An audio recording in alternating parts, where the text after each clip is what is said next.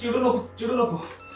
मी सांगतो की बघ, तुला माहितीये ना मला नवीन नवीन बिझनेस करायची आयडिया येतात. एक ना धड भाराभर चिंध्या म्हणतात तुझ्या सवयीला आणि आयडियाजला. हो तू चिडू नको. तुला आठवतंय 6 महिन्यांपूर्वी मोबाईल विक्रीचा बिझनेस करायची आयडिया आलेली मला. तेव्हा माझ्या एका मित्राने या पिट्याबाईची ओळख करून दिली आणि पिट्याबाईने 5 मिनिटात 1 लाख रुपयाचं भांडवल दिलं होतं मला. आणि तेव्हा त्याने काही पेपर्सवर सह्या घेतल्या माझ्याकडनं. पण पुढे जाऊन मोबाईलचा बिझनेस चौपट झाला आणि पिट्याबाईचे पैसे थकले. आता माझ्या लक्षात आलं की कुठल्या पेपरवर सह्या केल्या होत्या. आता हे घर पिट्याबाईचं झालंय. असं कसं झालं? अनिकेत, अरे घर म्हणजे वस्तू आहे का रे? मोबाईल सारखी घर म्हणजे वास्तू असते ना रे. आणि मला हा व्यवहारच कळत नाहीये काही. आपण कुठे राहतो माहितीये ना तुला? मुंबईत राहतो ना आपण. मग ही जागा 1 लाखाला कसं? अनिकेत, काय करून ठेवलंयस रे? बरं, थोड्या आधी मला हे सगळं सांगितलं असतंस ना तर माझ्या सेव्हिंग्ज मधले 1 लाख आणि काय त्याच्यावरचं त्या माणसाचं व्याज असं देऊन टाकलं असतं त्याला. वेळ नसती आली रे अनिकेत.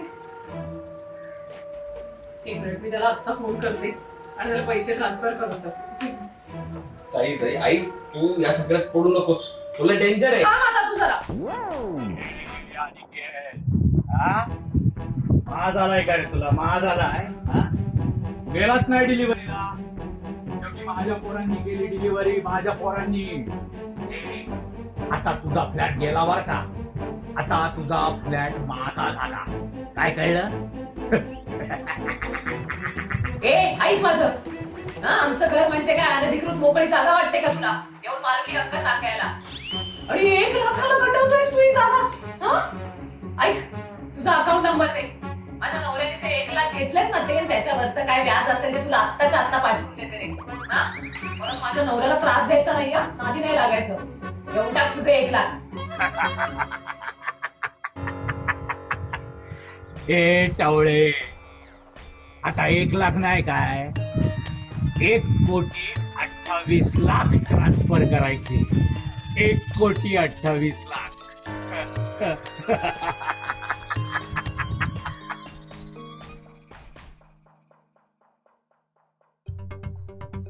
किती? 1,28,00,000?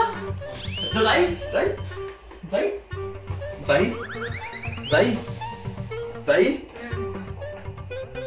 जाई. अनिकेतन, 1,28,00,000? अगं मी तुला सांगायचं विसरलो.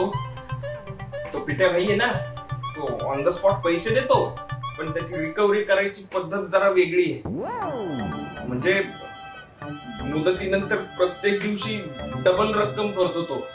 आणि मला 7 दिवस उशीर झालाय. म्हणजे म्हणजे एकाचे 2, 2चे 4, 4चे 8. आणि असे 7 दिवसाचे 1,28,00,000. जाई जाई. कळलं का? अहो कसं सांगू ना तेच कळत नाही. ऐकताय ना सगळे? आज मी तुम्हाला पैसा वसूल पण धक्कादायक बातमी देणार आहे. आपल्या सगळ्यांचे लाडके जाई आणि अनिकेत आपली वात्रट सोसायटी सोडून जात आहेत. हा, अर्थात तरी दुसरीकडे नवीन फ्लॅट घेतला याहून मोठा म्हणून ते जात नाहीये.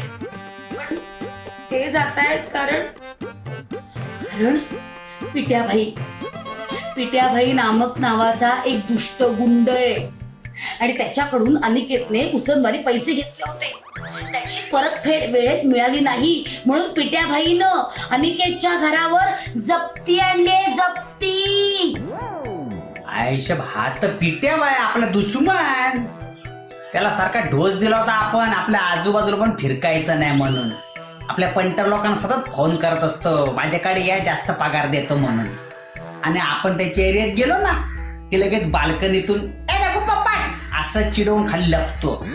आणि आता तर आपल्या सोसायटीच्या मेंबरना फासवायला निघालाय. आता याला सोडत नाही. आता अशी जन्माची अद्दल घडवतो ना परत रघुबाईच्या वाटेला पण जाणार नाही. आई शपथ.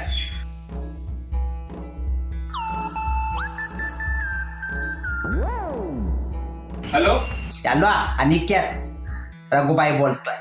हे बघ तू काय टेन्शन घेऊ नको, कळलं ना. हा पिटी आहे ना, याला लय घाणेरडी सवय आहे साध्या लोकांना लोन देऊन अडकवायचा. आता तो तुम्हाला लोकांना नडायला निघालाय, पण आता मी त्याला सोडणार नाही, सांगून ठेवतो. हा हे बघ रघुबाई तू आमच्यासाठी मार खायला जाऊ नकोस. या आधी सुद्धा तू 3-4 वेळा मध्ये पडलायस आणि मार खाऊन आलायस. आणि तो पिटेबाई काही असा चौकातला मावाली नाहीये. तुला माहित नाही, त्याचे आई बाबा काका मामा दूधवाला सिक्युरिटीवाला हे सगळे याच लाईनीतले. अरे त्याचा कुत्रा सुद्धा कधी कधी एकटा जाऊन हप्ता घेऊन येतो. ये तो अजून रघुबाईला ओळखत नाही. हा रघुबाई कोणाला घाबरत नाही. हा मी त्याला सोडणार नाही रे, तू टेन्शन घेऊच नको. बघ मी काय करतो ते. हॅलो रघुबाई. हॅलो. अरे नको जाऊ आमच्यासाठी मार खायला. कोण? रघुबाई. अरे थांबव नका त्याला, थांबव. तुझ्या एका फालतू चुकीमुळे किती लोकांना फुकायला लागणार आहे काय.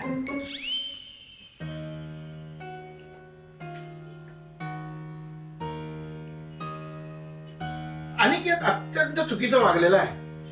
आणि बायकोला न सांगता घर गहाण ठेवायचं हे अतिशय चुकीचं आहे. मुळात बिझनेस जमत नाही, धंदा जमत नाही, तर धंदा करायचाच कशाला. आता गेल्या दिवाळीत त्याने फटाक्याचा बिझनेस केला होता. ह्याचाच धक्का लागून पडले फटाके पाण्याच्या पिंपात. दिवाळी संपून गुढीपाडवा आला तरी हा गच्चीच्या उन्हात फटाके वाळवत होता. सावे, आता मला सांगा, तो कसा चुकीचा वागला हेच सांगत बसणार आहात का उठून त्याला मदत सुद्धा करणार आहात? नाही, मदत करायलाच पाहिजे. त्या जाईला एकटं टाकून हा घर सोडून गेलाय. नाही म्हणजे मदत करायलाच हवी त्याला. सावे, पुन्हा तेच. अहो नुसतं बोलताय काहीतरी करायला पाहिजे, काहीतरी करायला पाहिजे. मला सांगा, या सोसायटीला तुम्ही तुमचं कुटुंब मानता की नाही? मग तुमच्यातल्याच एकाला कोणीतरी सरळ सरळ फसवतंय हे तुम्हाला कळत असताना तुम्ही त्याच्यासाठी काहीच करणार नाही. तो अनिकेत बिचारा अख्ख्या सोसायटीसाठी झटतो, मग आता त्याला मदतीची गरज आहे तर तुम्ही ती मदत त्याला करणार नाही? अहो मी जाणारच होतो, पण तो पिंट्या नावाचा तो दादा आहे ना, अहो त्याच्याशी कोण पंगा घेणार. सावे, अहो काय तुम्ही मुंबईची माणसं ना एकदम नेभळट असतात. आमच्या साताऱ्यात जर असं काही घडलं असतं ना सावे, अरे एका हाकेवर अर्ध सातारा उभं राहिलं असतं. हो, आम्ही मुंबईकर पण काही कमी नाही. हा कसले हो तुम्ही मुंबईकर. हा, स्वतःच्या निष्क्रियतेला मुंबई स्पिरिट असं नाव द्यायचं. थांबा, आता तुम्हाला दाखवतोच मुंबईचं पाणी. चालेल. ते तुम्हीच आहात. हा. बंड्या! अरे तू माझा चांगला वकील मित्र आहेस म्हणून फोन केला रे तुला. हा, लहानपणापासून तुला काळे कपडे घालायची आवड होती. आम्हाला वाटलं मोठेपणी तू बॅटमॅन वगैरे होशील, पण तू तर वकील झालास. हे बघ, मी आता त्या पिट्याबाईकडे जातो आहे. हा, आणि केतला धमकावतो म्हणजे काय? म्हणजे एका दिवसात पैसे परत दिले नाही तर म्हणे डबल पैसे परत द्यायचे, नाहीतर मग मी घर जप्त करीन. काय दादागिरी आहे, काय गुंडगिरी आहे, काय अर्थ आहे का या सगळ्या बोलण्याला? नाही नाही नाही, मी आता डायरेक्ट तिकडे जाणार आहे, त्याला जाब विचारणार आहे. अरे गुंड असेल ना तर त्याच्या घरचा. हा, तू डायरेक्ट तिकडे ये. अनिकेत भोळा आहे म्हणून फसवतात का काय त्याला? बघतो ना मी. चल भेटूया, ये तू तिकडे. अनिकेत साठी तू एका क्रूर गुंडाला भिडणार आहेस? ऑफकोर्स, म्हणजे काय, मदत करणारच मी त्याला. हे बघ, मी नाही कोणाच्या बापाला घाबरत. हा जो कोण आहे ना, तो पिट्याभाई का शिट्याभाई, तो कोणी असेल घरचा, मी आत्ताच म्हणालो ना. पण अनिकेतच्या भोळेपणाचा फायदा घेऊन जर तो त्याला फसवणार असेल तर मला चालणार नाही. अरे ही आपली सोसायटी आहे, वात्रट सोसायटी. इथली सगळी माणसं माझी आहेत आणि इथल्या माणसांना कोणीही काहीही करायचं नाही. हा, तुला एक सांगू बंड्या, खूप दिवसांनी तू सेन्सिबल बोललायस. I am proud of you. चल, मी पण येतो तुझ्या बरोबर. अर्थात माझं याचं कारण वेगळं आहे. उद्या त्या पिट्या बहिणी समजा जर तुला चोपला तर ते सुख, याची देही, याची डोळा बघण्याचा आनंद मी नाही घालवणार. चल चल चल, मी तुला माहितीये ना की तुझा जन्म झाला आणि त्याच्यानंतर नीच हा शब्द जन्माला आलेला आहे.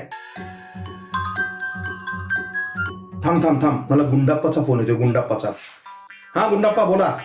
अय्या, मला सावे काकांचा फोन आला होता. मी पण येतो तुमच्या सोबत. तुम्ही तिथे पिट्या भाईला मारायला सुरुवात करा. मी तुमच्यासाठी मोटिवेशनल सॉन्ग म्हणतो म्हणजे तुम्हाला एनकरेजमेंट मिळालं. हा. तो पिट्याबाई समजा जरी या सोसायटीत राहायला आला ना तरी या गुंडाप्पाची गाणी ऐकून अक्षरशः 10-12 रुपयात खोली विकून ताबडतोब निघून जाईल. हॅलो गुंडाप्पा, हा, नाही तुम्ही या बरोबर, पण एका अटीवर. आम्ही सांगितल्याशिवाय तोंड उघडायचं नाही. आम्ही म्हणेपर्यंत गाणं गायचं नाही. हा, ठीक आहे, चला. अय्यो, या मला डिस्करेज करतात. बघा, जल्लामेला वहिनींचा फोन. स्पीकरवर टाक. हा, अगं हा चंदू ऐक, ये बघ तुझ्या ना बंड्याला, तुझ्या त्या भावाला ना समजावून सांग चांगला. हा काय चांगला क्रेडिट काय त्याला एकट्याला घ्यायचा आहे काय? आम्हाला कायच करायला द्यायचं नाही काय त्याला? हे बघ आम्हाला पण अनिकेतला न जायला मदत करायची. हा चालला म्याला बोलतान मला त्याला चांगली धार काढून ठेवलं मी. ते सगळं जाऊ दे. तो आपले रोमिओत आपलं वात्रट सोसायटीचे ते प्रबंधन चालू, त्यांना सुद्धा आपल्याला मदत करायची. बंड्याला सांग गेटवर भेटायला. चल ठेवतो फोन. बघ, सगळी वात्रट बटालियन सर्जिकल स्ट्राईक करायला तयार झालेली आहे. ही अनिकेतची पुण्याई आहे. हा नाही म्हणजे काय आहे, माझ्यात आणि त्याच्यामध्ये कितीही वैचारिक दरी असली ना तरी मानला अनिकेतला. माकड म्हणत माझीच. चला आवरायला घेऊ. तू येतोस ना बरोबर? चल चल चल चल. इथे श्री सांब सदाशिवार्पणमस्तु. शुभम भवतु शुभम भवतु शुभम भवतु. देवा परमेश्वरा, आमच्या जाईला आणि अनिकेतला या संकटातून वाचव रे बाबा. देवा तुमच्या समोर ना 16 सोमवार मी खीर पुरीचा नैवेद्य ठेवेन. अगदी ना साताऱ्याचे कंदी पेढे आणून ठेवेन प्रसादाला, पण त्यांना या संकटातून सोडव. अगं बाई, जाईचा फोन. हॅलो, हा जाई. इंदू काकू, अनिकेत, सावे काका, बंड्या त्या सगळ्यांना जाऊन 2 तास व्हायला आले होता. त्यांचा काही फोन नाही, निरोप नाही, काहीच नाही. तुम्हाला मी कळवलंय का सावे काकांनी? काकू तो पिट्याबाई फार डेंजर माणूस आहे. सगळं ठीक असेल ना? काही वाईट साईड घडलं नसेल? अगं नको उगाच भलते सलते विचार करू जाई. काही नाही होणार. आणि मला सांग, अनिकेत एकटा गेलाय का? हा, बाकीची पण सगळी मंडळी आहेत ना. हो, मग तू नको काळजी करू. सगळे जण अगदी हसत खेळत येतील की नाही बघ तू. आले वाटतं.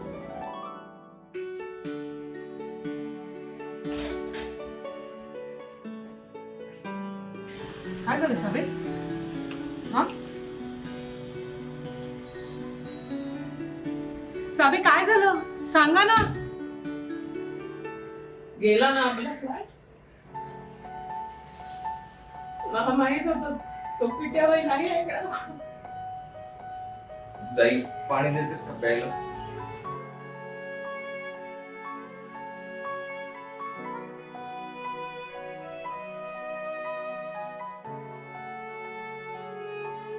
सावे, काय झालंय? काहीतरी सांगा ना. सांगतो, ओरडू नकोस. आम्ही सगळे म्हणजे मी, सावे काका, बंड्या, चंदू, आपला गुंडप्पा, प्रभंजन, जल्लामेला, चारू, आम्ही सगळे पिट्याबाईकडे गेलो. अहो, भंगारचं दुकान बरं, असा त्याचा अड्डा होता. हे ते बाटल्या लपवलेल्या आणि वरती तर अड्ड्याचं वर्णन कसलं करताय सावे? तिकडे काय झालं ते सांगा ना. आम्ही तिथे पोहोचलो तर तिथे रघुभाई आणि पिट्याबाईची मारामारी सुरू होती. विषय वेगळाच होता. आम्ही कशी ती सोडवली. मग बंड्या बोलायला लागला. बंड्याच्या सोबत त्याचा एक वकील मित्रही होता. पण पिट्याबाई कोणाचंच ऐकून घेत नव्हता. आम्ही सगळ्यांनी इतका प्रयत्न केला समजवायचा, पण पिट्याबाई अडूनच राहिला. बाकीचे सगळे क्रूर चेहऱ्याचे गुंड बघून जल्लामेला पण कोयता पदरात लपवून पिट्याबाईला समजवत होती. तो प्रबंधन तर हिंसा किती वाईट असते हे पिट्याबाईला समजवायला गेला. चारूने तेवढ्यात पिट्याबाईकडच्या एका लेडीज गुंडिणीला पटवली आणि तिचा नंबरही घेतला. सावे, हे ना सगळं खूप तुम्ही अवांतर सांगताय. मला मुद्दा सांगा, तिथे काय घडलं? मुद्दा. आम्ही खूप प्रयत्न केले पण पिट्याबाई का ऐकायलाच तयार नव्हता. मग गुंडप्पाने कुणीही न सांगता मोटिवेशनल गाणं गायला सुरुवात केली. हा त्याच्या सुरांची जादू तर तुम्हाला माहित आहेच. तुमचा विश्वास बसणार नाही, पिट्याबाई हरला. हात टेकले, म्हणाला तुमच्या सगळ्या मागण्या मान्य करतो, घरही परत करतो, पण प्लीज हे गाणं आवराव.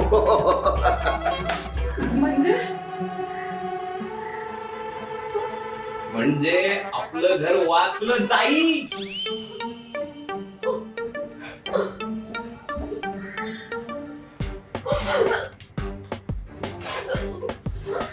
वाचला आपलं घर ना.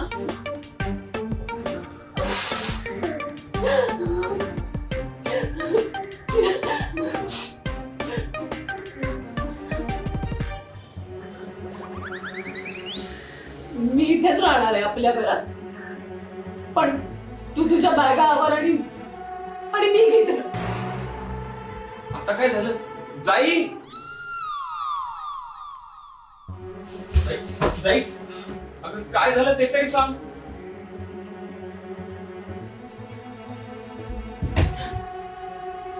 सॉरी जाई, बघ, माझी चूक झाली. मी परत अशी चूक नाही करणार, कधीच नाही. आणि तुझ्यापासून तर कधीच काही लपवणार नाही. माझ्या जाईला फुलासारखं जपेन मी. हा, तिच्या डोक्यावरचं छप्पर कधीच जाऊ देणार नाही. नक्की तुझी शपथ.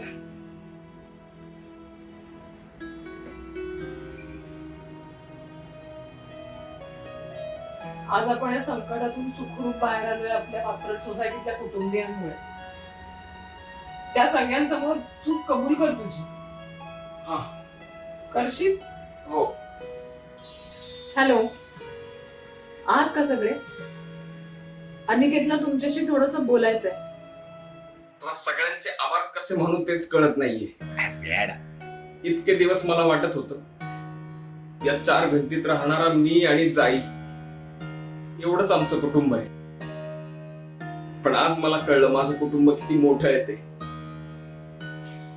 रस्त्यावर आलो होतो आम्ही, तुम्ही खेचून घरात आणलं. खूप आभारी आहे मी. आणि या वात्रट सोसायटीत राहतो ना, त्याचा अभिमान आहे आम्हाला. हा. वेडा तू. नजर ना लागत जोरीला.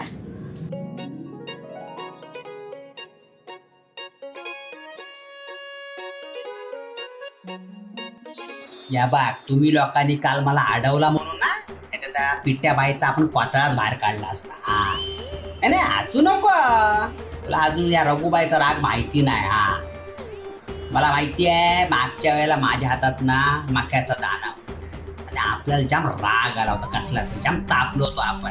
तुला माहिती आहे त्या दाण्याचा लगेच पॉपकॉर्न झाला. माहितीये. रघुबाई, कांदा पोहे खायला ये. हा, जाईने बनवलेत गरमागरम. काय वस्त तुला सांगू काय, जाई वहिनीच्या हातचे पोहे म्हणजे पोहेच. आपण तेच केलं नाही एकदा. हा, ऍक्च्युली काय आता उपवास, आता जाई वहिनीच्या हातचे पोहे खायचे असले तर उपवास कॅन्सल पण होऊ शकतो, आहे की नाही. टेन्शन घेऊ नको, मी येतो. चल आलो मी. ये येतोय. पण जाई पोहे आहेत ना अजून? अनिकेत, घाबरतोस काय? त्याला म्हणा अजून 4-5 मित्रांना पण घेऊन ये, खूप पोहे केले. तू खा ना गरम पोहे.